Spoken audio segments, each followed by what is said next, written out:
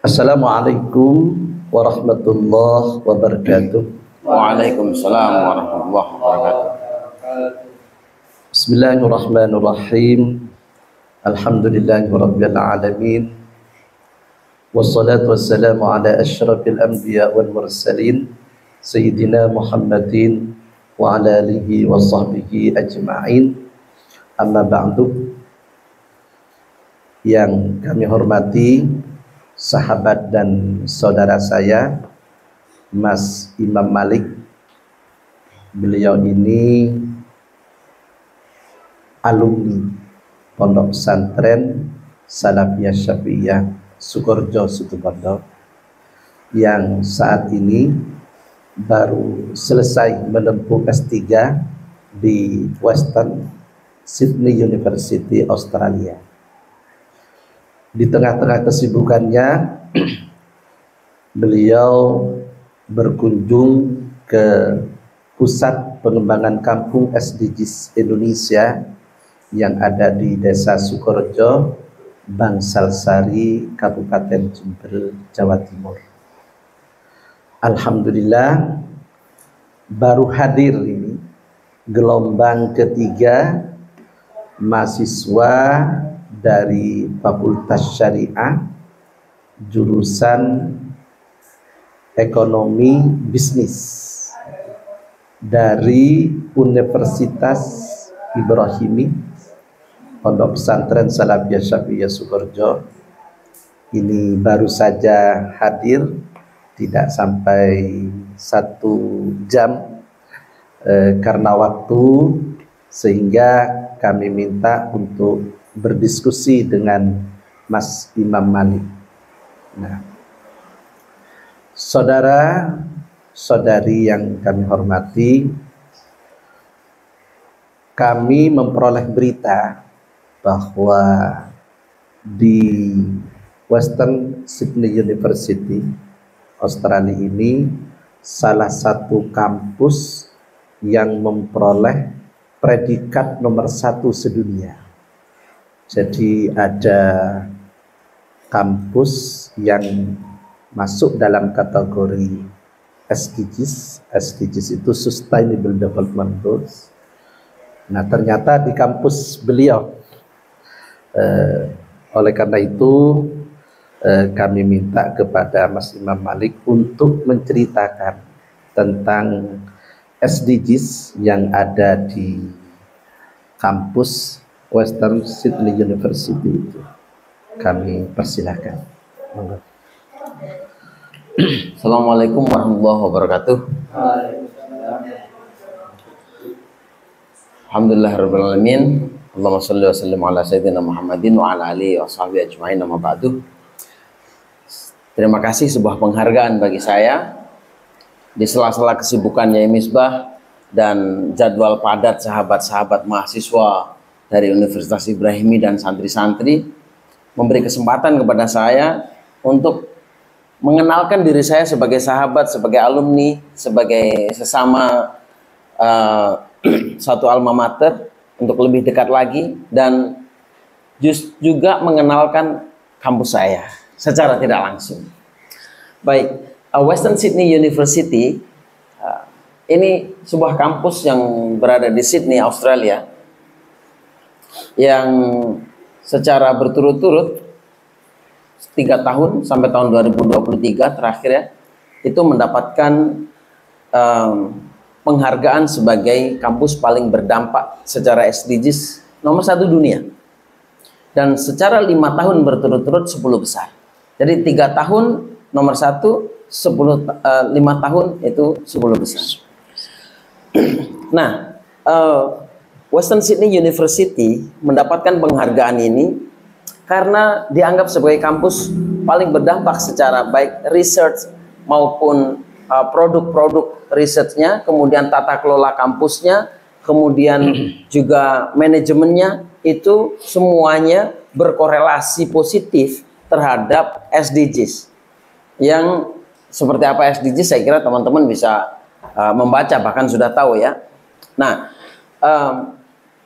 ini diperoleh, penghargaan diperoleh oleh Western Sydney karena kampus ini secara sangat serius mencermati atau menyikapi persoalan-persoalan dunia seperti perubahan iklim, kemiskinan, lingkungan, ya kan, dan yang juga berdampak langsung bahkan terhadap Western Sydney.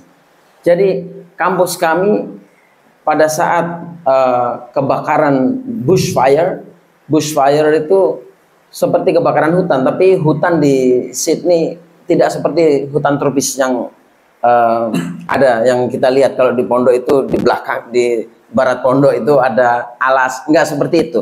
Bushfire, saya berdoa semoga sahabat-sahabat bisa berkunjung ke Sydney nanti sehingga bisa melihat bush itu seperti apa. Bush itu seperti apa, dan bushfire ada kebakaran hebat sekali, bahkan salah satu kampus kami tutup karena ada kebakaran itu. Sydney juga pernah mengalami banjir besar. Nah, jadi begini cara berpikir sebuah universitas top. Ada banjir besar, ada krisis lingkungan di dunia yang berdampak langsung juga pada kampus, disikapi dengan cara membangun sebuah tata kelola yang ramah lingkungan, yang langsung berdampak pada SDGs. Begini cara kita menyikapi. Gitu. Saya kira ini yang kita bisa belajar dari kampus ini ya. Karena forumnya bukan forum pengenalan kampus, jadi saya tidak bisa secara terlalu panjang lebar bercerita. Tapi kabar gembiranya kampus saya ini akan segera buka di Surabaya. Sekarang sudah buka. Ya, semoga ada sahabat-sahabat nanti di Jawa Timur, di Situbondo bisa berkunjung ke kampus kami di Surabaya. Begitu guys, sementara untuk perkenalan. Terima kasih. Ini beliau sosok intelektual, tapi intelektual santri, dan sudah memperkenalkan tentang kampus SDGs yang ada di Sydney, di mana beliau belajar. Nah, sebelum kalian bertanya, saya akan memberikan penjelasan tentang kampung SDGs ini. Saya memang bersama teman-teman, terutama para mahasiswa, para dosen, dan mitra kerja utama saya memang perguruan tinggi di sini. Nah, mengambil skala kampung karena tujuan SDGs itu sangat luas. Ada 17 tujuan yang menurut saya untuk di tingkat desa saja ketercapaian dari 17 tujuan SDGs itu sangat berat. Sehingga kami di sini bersama para mahasiswa dan beberapa perguruan tinggi dan juga tidak lupa lembaga Islamic Social Finance seperti Basnas, kemudian Lazisnu, dan lembaga-lembaga sosial yang memiliki dana filantropi kami ajak bekerja sama, terutama dalam pengentasan kemiskinan. Jadi di kampung SDGs ini ranah utama adalah menurunkan angka kemiskinan, kemudian pendidikan, kemudian gender, kesehatan, lingkungan, dan ekonomi tentunya di sini. Sehingga kami di sini ada praktek-praktek dalam pengembangan ekonomi. Di sini ada pembuatan sabun cuci, kemudian ada ternak ayam, ada ternak kambing, ada ikan tawar, yang kesemuanya itu dikatakan integratif farming. Seperti kambing, kotorannya itu bisa untuk pupuk. Bahkan kami bersama teman-teman itu membuat pupuk air nutrisi ya, dari sampah-sampah dapur, dari biji-biji buah, dari kulit-kulit buah yang difragmentasi itu menjadi pupuk air yang disebut dengan pupuk air nutrisi. Nah, sehingga nanti kalian bisa belajar di kampung SDGs ini dari beberapa produk. Di sini juga ada pembibitan. berbagai macam buah ada di sini. Pembibitan dilakukan oleh lingkungan masyarakat untuk pengembangan ekonomi mereka. Ada ekonomi kreatif, ada UMKM dan lain sebagainya. Artinya di sini ini adalah potret bagaimana masyarakat bisa bertahan hidup. Ketahanan pangan dilakukan oleh masyarakat kampung SDGs. Bahkan kemarin dari Universitas Jember, fakultas yang menangani obat-obatan itu, Farmasi. fakultas farmasi. Nah, dia yang bisa ditanam oleh ibu-ibu dan tumbuh-tumbuhan ini bisa bermanfaat untuk obat keseharian. Nah, oleh karena itu kampung SDGs ini miniatur di dalam pencapaian tujuan-tujuan SDGs. Nah, monggo dari mahasiswa ada yang mau ditanyakan, mumpung ada Mas Malik di sini ya, monggo silakan sampean. Teman-teman lebih rileks aja, nggak Rileks, usah santai. Nah, kita ya. ini kan Iya, santai aja. Saudara, kita bersahabat satu alma mater. Baik, terima kasih kami sampaikan kepada Mbah.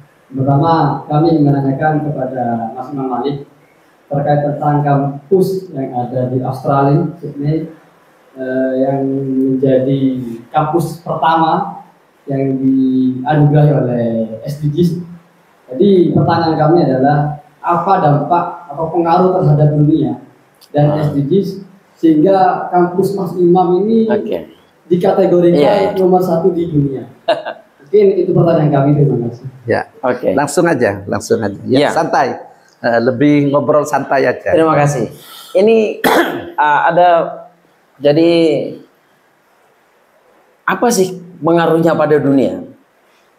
Tentu ada laporan yang sangat detail ya, tetapi karena forum ini bukan untuk forum itu sebenarnya, jadi saya terus terang tidak menyiapkan itu secara detail. Tapi yang bisa dilihat adalah riset-riset yang dilakukan di kampus kami misalnya, itu meriset itu bisa memberikan pengaruh pada kebijakan-kebijakan yang mengarah pada SDGs. Kira-kira seperti itu. Saya kasih contoh ya, misalnya kalau mau ngomong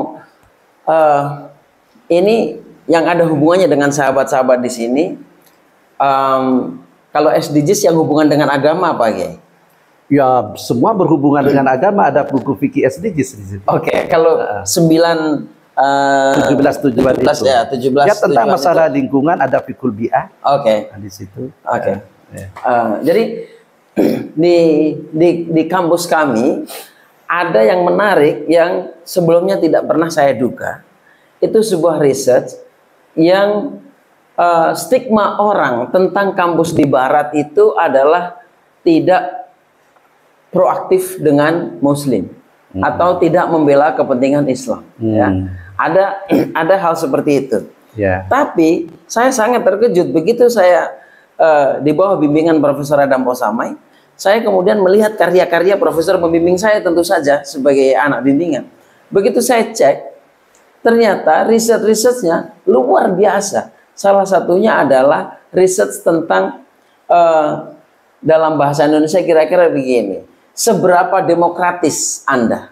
Jadi riset ini, hasil penelitian ini menantang pemerintah yang membuat kebijakan yang mengklaim diri sebagai demokratis, dicek apakah Anda demokratis terhadap komunitas Islam misalnya. Ini menariknya. Jadi ketika ada orang berbicara tentang ekonomi, pemerintah punya kebijakan Islamic financing misalnya. Ngomongin soal perbankan, pemerintah punya kebijakan membuka Islamic banking. Tapi begitu sampai pada jinayat, misalnya, kenapa pemerintah tidak membuka peluang orang Islam untuk mengajukan pluralisme hukum misalnya dengan jinayah syariah? Ini kan menarik gitu. Jadi ternyata kampus yang sekuler, profesor yang dianggap sebagai profesor yang sekuler memberikan challenge kepada kebijakan. Nah, hal-hal seperti ini yang dilakukan di tempat saya belajar ya. Sehingga ini kan berdampak pada demokrasi, pada penghargaan kepada hak-hak, itu kan berdampak riset-riset yang seperti ini. Saya rasa Ya, ini. ya. Menurut saya hasil riset itu sangat penting, baik berpengaruh kepada pemerintahan dan juga pada kehidupan sosial. Misalnya begini, kami seringkali dikunjungi oleh mahasiswa baik S1, S2, dan S3. Beliau melakukan riset tentang SDGs di kampung ini. Nah, alhamdulillah ya, kami dari Pusat Pengembangan Kampung SDGs Indonesia bekerja sama dengan Bappenas dalam bimbingan Dr. Kiai Haji Afifuddin Muhajir, guru kita semua, murabbin ar-ruh, ya. Beliau membimbing kami membuat buku yang namanya buku fikih SDGs. Nah, artinya SDGs ini sangat memuat kepada nilai-nilai agama di situ. Tentang hak asasi manusia, tentang perdamaian. Nah, kemarin terus terang saya ditemui oleh salah satu dosen dari Palestina di Surabaya. Dosen itu minta kepada kami supaya membentuk kampung SDGs di Palestina. Itu pernah ya. Nah, mungkin karena tertarik karena SDGs ini salah satu tujuannya adalah perdamaian di situ. Sehingga ini selaras sebenarnya dengan mutu NU, yaitu merawat jagat dan membangun peradaban. Ya. Nah, membangun peradaban itu harus dengan perdamaian salah satunya. Nggak mungkin kalau kita dalam situasi perang, situasi kacau balau akan membangun sebuah peradaban yang baik. Gitu. Nah, di dalam Al-Quran sangat jelas itu, huwa ansha'akum minal ardi wasta'marakum fiha. Di situ. Kita ini kan diciptakan oleh Allah dari tanah, diamanati oleh Allah untuk memakmurkan bumi ini. Nah, SDGs ini tujuannya sangat erat dengan memakmurkan bumi, menjaga bumi, merawat bumi, lingkungan dan lain sebagainya. Sementara di dunia ini sekarang sudah mengalami perubahan iklim yang luar biasa. Ya. Data ketika kami mengikuti UNFCCC, rumah kaca itu sudah hampir lebih dari separuh sudah rumah kaca kita di dunia ini. Padahal menurut analisis atau teori ya, kalau rumah kaca ini sudah mengelilingi bumi tinggal 1/4 saja, artinya sudah lebih dari separuh. Sekarang ini sudah lebih dari separuh. Bumi ini meledak. Nah, sehingga kami bersama perguruan tinggi, para mahasiswa untuk menjaga lingkungan ini, ayo kita didik masyarakat supaya bisa menjaga lingkungan. Kalian saksikan, ini orang silo ini. Bagaimana silo yang gundul. Hutan-hutan sudah digundulin semua kan. Banjir terjadi di mana-mana. Kita hidup sudah dalam situasi yang sangat panas. Nah, di sini perlu peran santri mensosialisasikan fikul bi'ah. Oleh karena itu Mas Malik, saya itu dalam SDGs ini ada 3 harakah yang saya lakukan. Ada harakah fikriyah, kita terus menggelorakan pemikiran-pemikiran yang positif.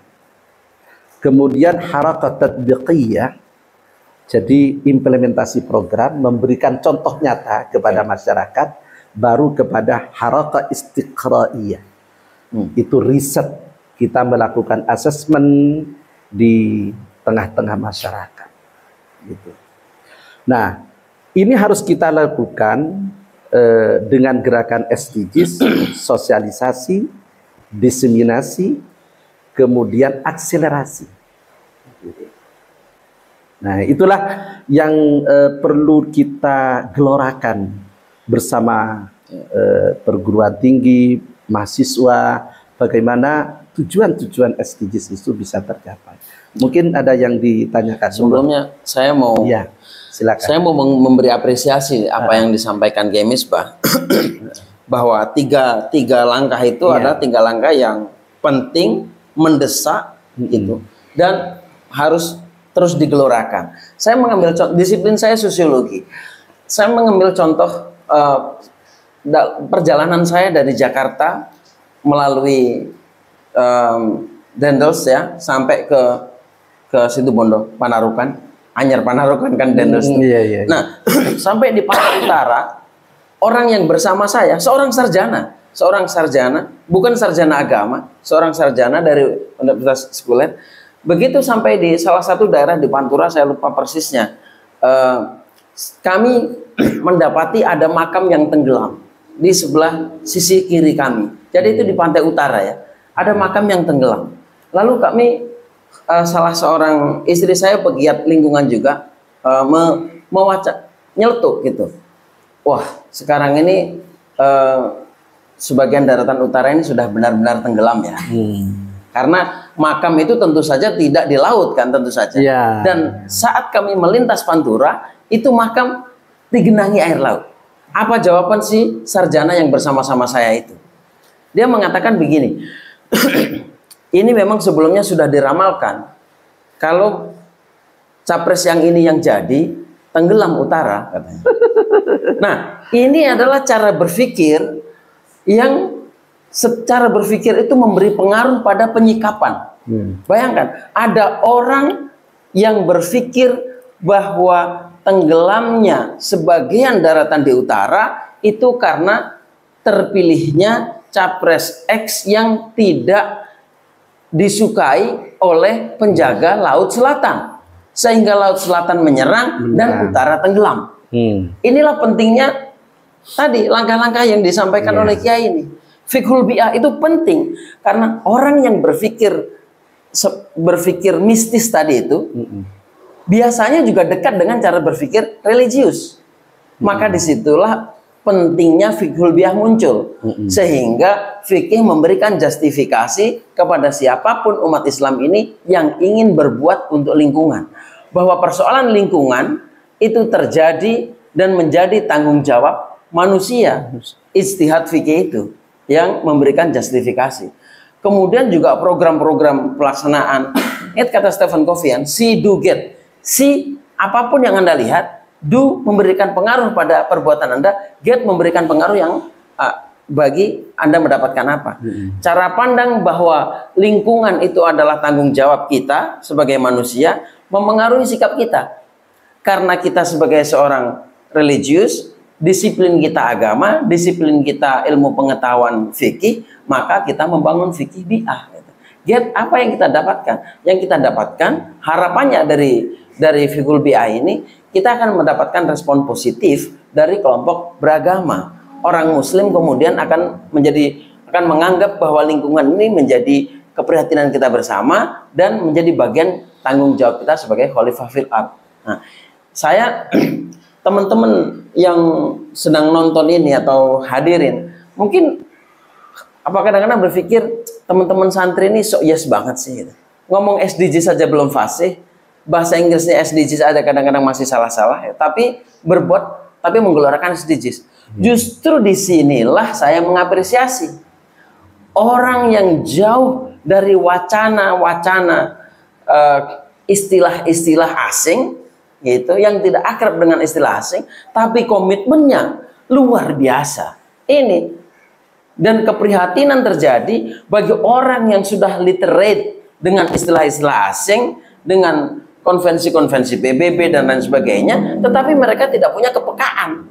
Itu persoalan. Orang-orang seperti itu harus belajar dari orang-orang seperti Kiai Misbah yang tinggal nun jauh dari ibu kota membangun sebuah kampung SDGs. SDGs ini kan sebuah proyek besar United Nations, proyek PBB gitu.